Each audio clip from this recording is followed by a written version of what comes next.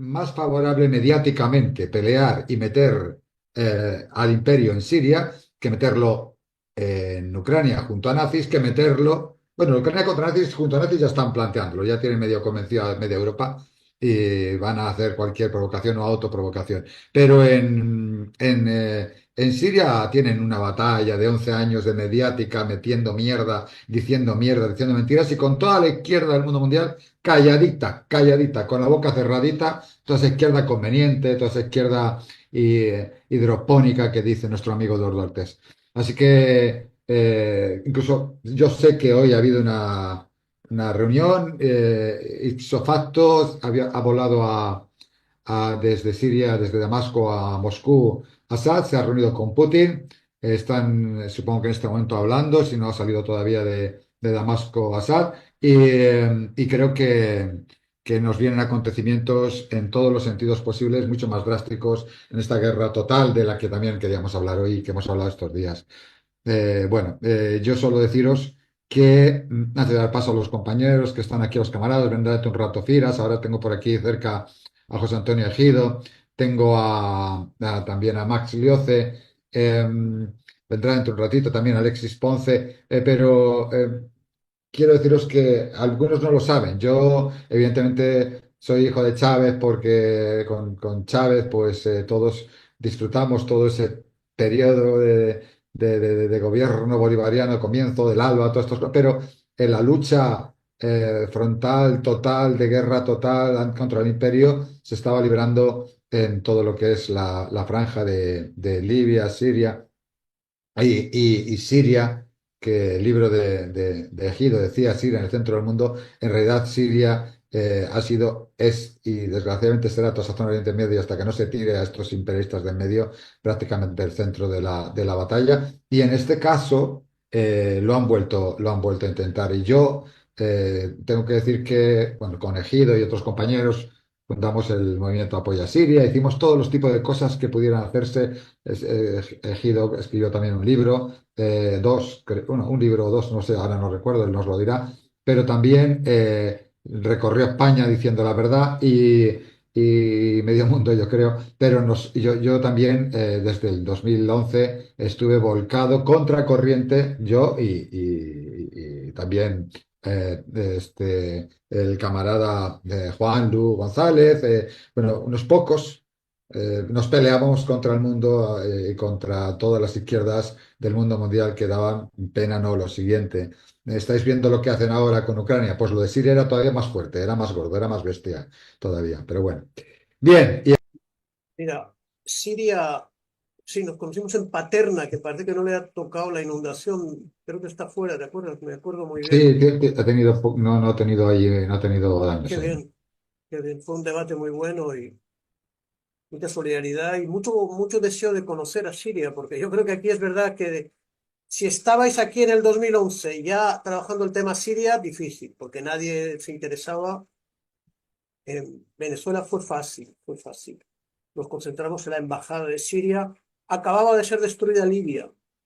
Conocí a Libia. Las famosas primaveras árabes no eran más que la alianza entre la señora Clinton y los criminales hermanos musulmanes. Los Ikhwan al-Muslimin son unos criminales conectados con la inteligencia inglesa desde los años 40, ¿no? Además viene de hermanos musulmanes, sí, pues esas son las contradicciones, me dice Fines, es que es otra cosa. Bueno, pues son las realidades. La señora Clinton ve la manera de desviar las revoluciones antiimperialistas de Túnez y de Egipto y de lanzarlas contra los gobiernos árabes de línea más o menos independiente o de línea abiertamente revolucionaria, ¿no? Y, y los hermanos musulmanes se ponen a su servicio desde Siria, donde ya hicieron una contrarrevolución en el 80, en Irak, en Marruecos, porque ocurre en Marruecos, fíjate, país tan cercano y tan desconocido, que los hermanos musulmanes y algunas monarquías le querían desplazar a la actual monarquía de Marruecos, que no les gustaba, porque entonces, no desde el tiempo de los acuerdos de Abraham, que han pegado un giro, pero entonces Marruecos se acercaba a China, a Rusia, reconoció a Cuba, eso no le interesaba. Utilizaron a los hermanos musulmanes para dejar a Marruecos bajo control de Arabia Saudí. ¿Eh? Y Marruecos entonces se apoyaba en los Emiratos, son otros bandidos, por cierto. Pero los hermanos musulmanes atravesaron todo. En Egipto establecieron un gobierno, una vez tumbado Mubarak, ¿no? Y pusieron a, ¿cómo se llamaba aquel que murió en la cárcel? Bien, los hermanos musulmanes son los que utilizó la inteligencia británica para intentar matar a Nasser. Bien, entonces consiguieron en Libia derrotar a la revolución libia y Libia hoy ya no existe como país. Entonces, ya habían destruido en el 2003 Irak, que era un país muy prometedor, porque era una gran potencia petrolera, con un programa nuclear que bombardeó Israel el año 81, y si no hubiese sido por las estupideces de Saddam Hussein, el proyecto de Jafat al-Assad era, incluso el base histórico era unir Irak con Siria, ¿no? Ya habían intentado unir Egipto con Siria, no funcionó. Y la nación árabe ha sido como los reinos de taifas de Al-Ándalus, ¿no? Que luego los feudales, los cruzados, fueron comiéndose cada pequeño reino, Niebla, Valencia, Murcia, Sevilla, Granada. Bueno, pues pasa 1000 años después que destruyen el núcleo duro de la resistencia árabe que se llamaba el Frente del Rechazo, que eran los que no habían querido seguir a Anwar el-Sadat en el reconocimiento unilateral de Israel el año 79, lo que a Anwar el-Sadat le costó la vida. Pero ya habíamos perdido Egipto, que era un país fundamental en la línea antiimperialista, pero con Nasser. Nasser sale muy lesionado, físicamente incluso, de la derrota del año 67 y muere de un infarto el año 70. Un gran golpe. Anwar el-Sadat traiciona, da un golpe de estado, se entrega, un militar que traiciona al nasserismo, pero se crea el frente del rechazo, el frente del no al imperialismo y el reconocimiento unilateral de Israel, sin considerar los intereses del pueblo palestino, ¿no? Entonces, ¿quién era el frente del rechazo? Era Argelia, que también desde la muerte de Ouari Boumediene fue aburguesándose, a pesar del presidente actual y a pesar de lo que digan nuestros amigos argelinos. Ouari Boumediene es el punto clave de la Argelia revolucionaria y socialista. Muere extrañamente, pero Argelia. Luego está Yemen socialista, que se destruyó a sí mismo, ¿no? Luego estaba Irak, luego estaba la OLP, luego estaba la Siria del Baas también, ¿no? ¿Y qué más? Nadie más. Libia, por supuesto, de Gaddafi, ¿no? Que es quien eh, promueve la unidad árabe y cuando se cansa promueve la unidad africana, porque la unidad árabe quedó en manos de traidores y de canallas, que eran los regímenes monárquicos, algunos establecidos directamente por los ingleses, como Jordania. Jordania estableció la dinastía que está en el poder hoy en Amán. Es una dinastía inglesa, los hachemitas, ¿no? Que son los hijos del cherife de la Meca, que eran los intérpretes además de un Islam aliado a Hitler. Y cuando dicen el Islam es revolucionario, el Islam es a veces revolucionario, a veces es compatible con el marxismo y a veces es lo contrario, exactamente lo contrario, porque hay unas ambigüedades allí coránicas que dan para todo. Por eso yo a los terroristas de estos que están atacando ahora a Alepo, les llamo islamofascistas. Algunos amigos musulmanes me dicen, ofendes al Islam. No ofendo al Islam, porque reconozco que Gaddafi era un islamo revolucionario, Ouari Boumediene lo hacía compatible con el socialismo, y todos los marxistas árabes han reconocido la importancia cultural del Islam, ¿no? Pero el enemigo contrarrevolucionario también lo ha hecho. Y eso la CIA hereda el conocimiento inglés para crear una fuerza contrarrevolucionaria para tumbar a los comunistas de Afganistán, que no es el mundo árabe. Es el mundo musulmán, pero no árabe. ¿Eh? Incluso está más allá de Irán, que tampoco es el mundo árabe. Es el mundo musulmán, pero no es el mundo árabe. Entonces, el núcleo, tanto del nacionalismo árabe, incluso en la época otomana, Luego el núcleo contra los franceses y contra los ingleses. El núcleo del nacionalismo árabe, pero el núcleo del comunismo árabe antes del Baas, el Partido Comunista de Siria, tenía muchas posibilidades de tomar el poder, ¿no? Eso, Fira sabe más que yo, porque su papá estuvo ahí. Eh, bueno, entonces el imperialismo termina por liquidar Irak, termina por destruir la Libia de Gaddafi, el Yemen socialista se cae lamentablemente solo, la OLP fue derrotada en Beirut el año 82 y la vía de los acuerdos de paz de Oslo y luego de Madrid no han llegado a nada. ¿Cuál es el núcleo duro? Es Siria. Pero Líbano es una creación francesa, fíjate. Napoleón III, 1870, se da cuenta que para poner la pata en Oriente Medio y controlar, todavía no hay petróleo. En aquel momento no hay necesidad de petróleo. Pero ellos asocian a los maronitas, que son una fracción cristiana que se asocia al Vaticano, ¿no?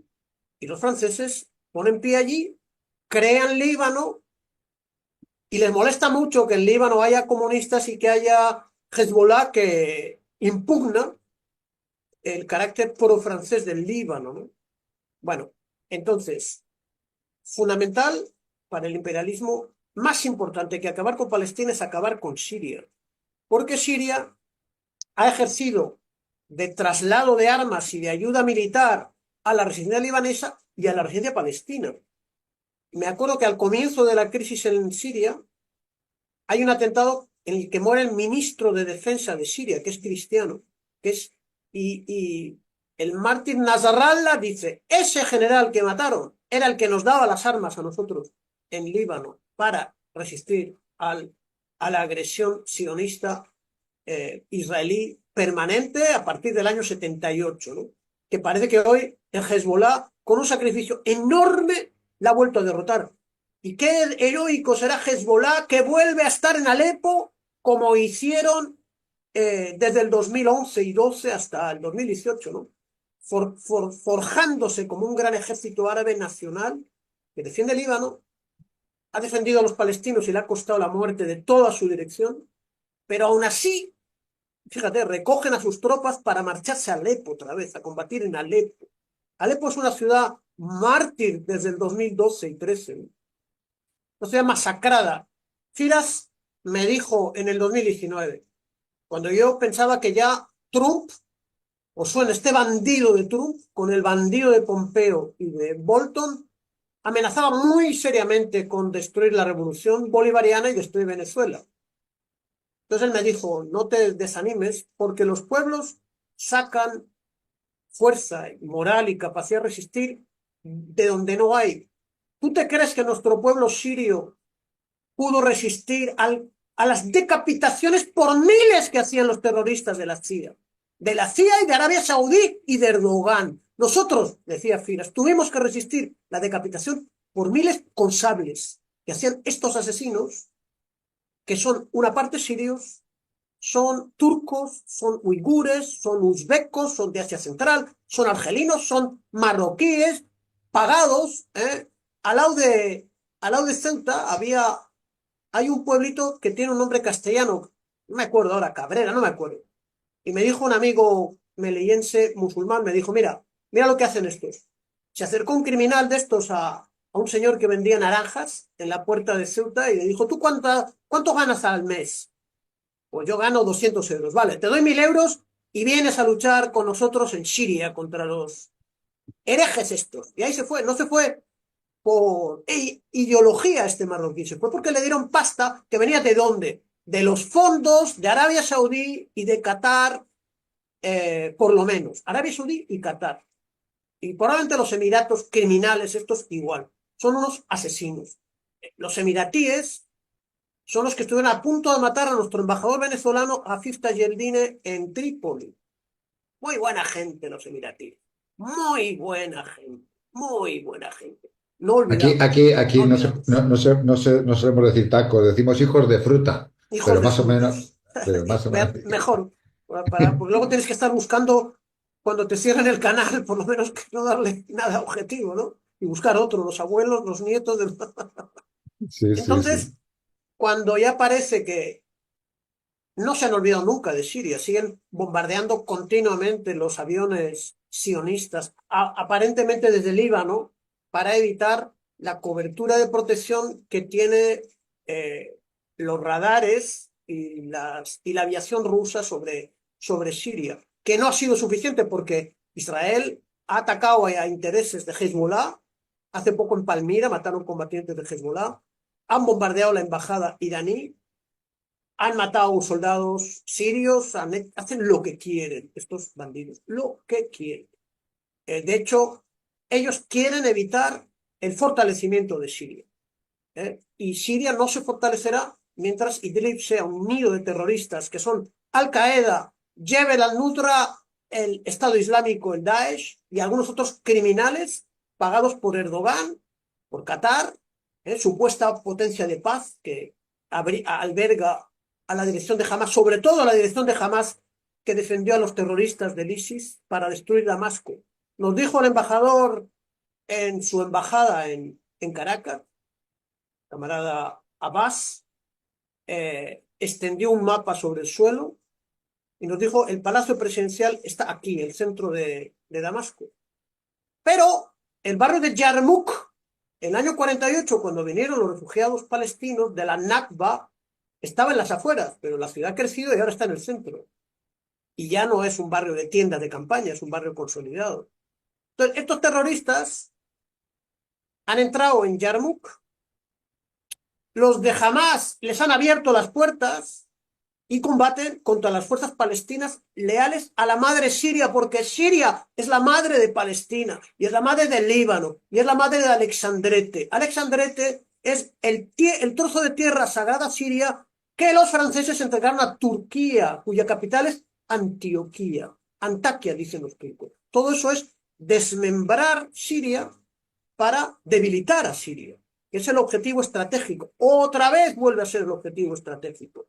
Por eso es muy importante la ayuda de, de Rusia. Muy, muy importante, porque Hezbollah son héroes, pero no tienen aviones, no tienen Tupolev, no tienen misiles, no tienen radares, no los tienen. Ellos se unieron, Hezbollah y los rusos, porque nuestro amigo Erdogan, ¿eh?, tumbó un avión ruso, que no les estaba atacando, por cierto. Y los pilotos, al menos uno que quedó vivo, cayó en un territorio en manos de los terroristas. Y Hezbollah, junto con las tropas rusas, fueron a rescatar al piloto ruso. Ahí Putin mostró sus nervios de acero, porque seguramente si yo, por eso algo no soy yo presidente de Rusia, yo hubiese ordenado bombardear el palacio presidencial de Ankara, ¿no? Para darle una lección al sultán, al sultanito este, ¿no? Que habla mucho de Palestina, colaborando con los israelíes y colaborando con los intereses estratégicos y estando dentro de la OTAN y pretendiendo estar dentro de los BRICS. No, en Turquía hace falta una gran revolución nacional y democrática que ponga las fuerzas democráticas de Turquía en el poder y que se deje de mirarnos la cara de pendejo, que los censores españoles no tengan en cuenta porque es un taco en México solo. Mirarte la cara de pendejo, ¿no? Eh, entonces, lo que hizo es acercar a Turquía a Rusia y eso le supuso a Turquía un golpe de Estado organizado por la CIA para tumbar a Erdogan, porque tampoco Erdogan era suficiente para controlar una zona que se les escapaba de las manos y se les sigue escapando de las manos, ¿no? Y está esa zona como el escenario muy importante, menos importante que Rusia, Ucrania, Kursk, Crimea, porque la correlación de fuerzas definitiva para derrotar al imperialismo, lamentablemente, no está ni en Gaza, ni está en Yemen, ni está en... La correlación de fuerzas que debilitará al imperialismo está cuando el imperialismo reconozca que ha perdido en Ucrania y que reconozca que la Fuerza Armada rusa es la más importante del mundo, por encima de la de sus aliados de China. De momento, porque el Ejército Popular de Liberación no pasa un día sin mejorar su capacidad nuclear, militar, aérea, convencional, porque sabe que así disuadirá a los gringos de un ataque convencional contra China popular, ¿no? Pero todavía no tiene la fuerza nuclear hasta ahora heredada de la gloriosa Unión Soviética, pero ahora parece, el presidente Putin ha dicho que ya no utilizamos tecnología de punta heredada de la Unión Soviética, sino que la propia industria rusa moderna, burguesa, consigue su propia tecnología de disuasión, porque los gringos solo entienden la disuasión, no, y el fin de la impunidad. Hasta ahora han sido impunes y ahora ya no van a ser impunes.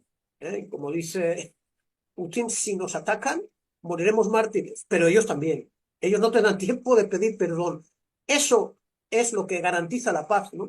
Y eso es lo que va a garantizar que Israel se desfascistice y se desionistice, ¿eh? Y haya una posibilidad de un acuerdo que termine con esta situación horrible, porque la humanidad no ha podido detener la masacre de miles de niños. Yo es que no quiero ni mencionar este asunto. Yo hice un libro antes, en realidad, para no enloquecer, que era el problema nacional judío, el sionismo contra el judaísmo, o el judaísmo contra el sionismo, que me publicó el Viejo Topo justo el año que yo me iba a Venezuela, ¿no? Y era mi respuesta en la solidaridad con Palestina, pero hablando de estos sionistas asesinos y criminales, que viene el Viejo Topo. Entonces, muy importante, es muy acertado, Chema, que pongas encima de la mesa. Hay que defender a Alepo. La República Árabe Siria es el corazón de la nación árabe. Es la única potencia que queda, el único país de los antiguos países de la línea antiimperialista. Y la victoria de Siria, hay que pasar a la solidaridad con Siria.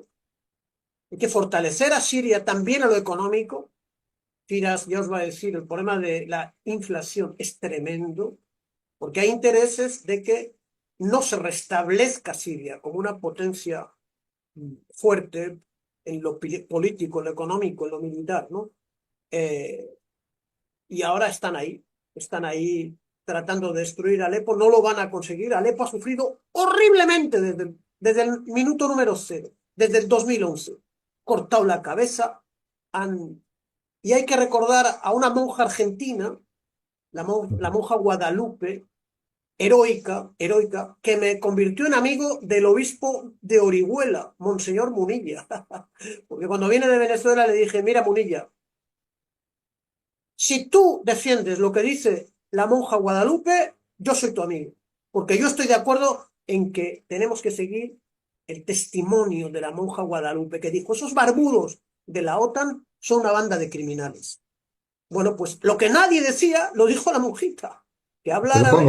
Te lo pongo aquí. Exactamente, Te lo pongo exactamente. aquí. Gracias, Tengo un vídeo de 45 minutos. gracias, te agradezco mucho, te También lo he agradezco subido mucho. al canal, lo podréis No sé qué ver, será de la pero vida de esa mujer, no, esto es heroica. el vídeo de aquel momento. Estaba bien.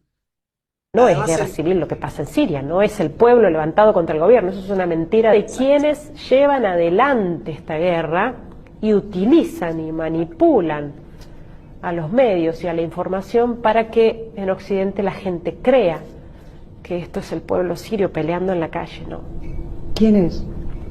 Son grupos armados de fuera de Siria, grupos terroristas, son grupos mercenarios, grupos pagos, es decir, los que están financiando esta guerra, países de Medio Oriente como Arabia Saudita y los países de Occidente que están apoyando a los rebeldes, están apoyando en definitiva el terrorismo. Por eso justamente lo de basta de vender armas a la oposición moderada, porque la oposición moderada no existe y nunca existió.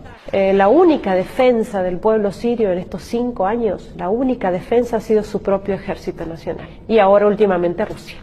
Yo hablo de lo que yo he vivido, de lo que yo he visto con estos ojos que tengo acá. y no dije que Palestina es el centro del mundo, dije que Siria es el centro del mundo.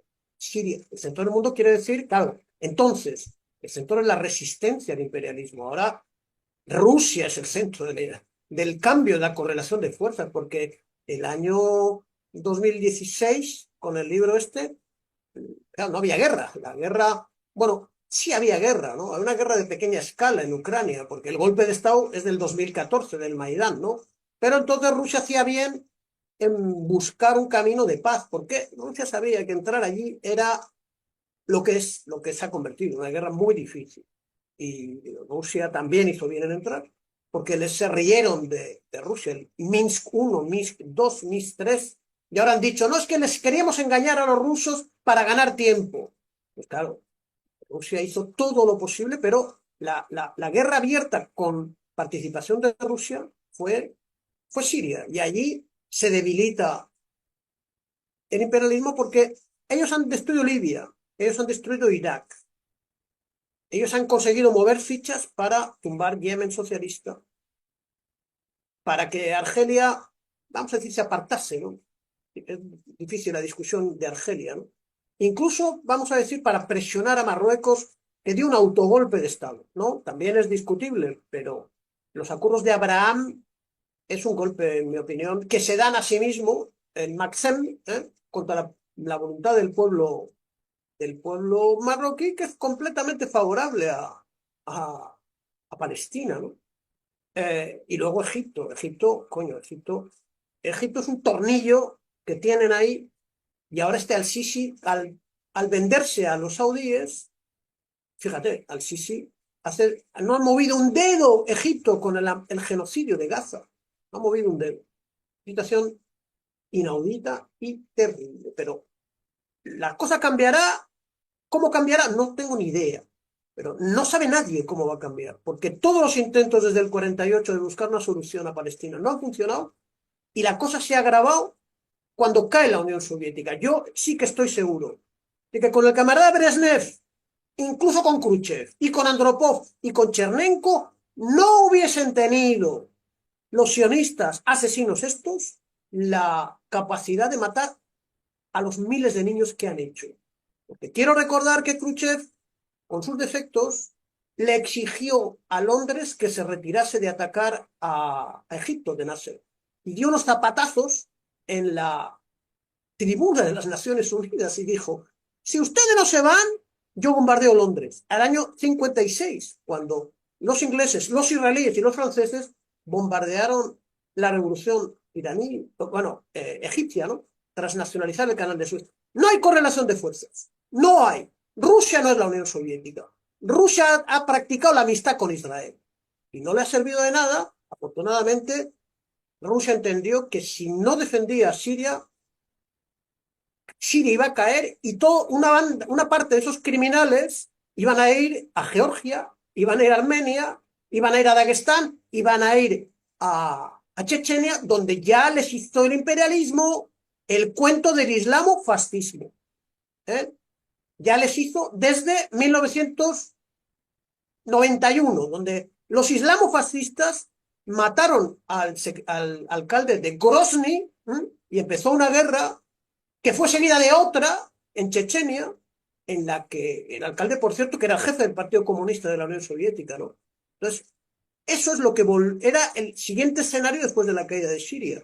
No solamente Palestina, sino es que era el Cáucaso. Lo mismo que los uigures de los montes de Latakia, que los tienen calentitos.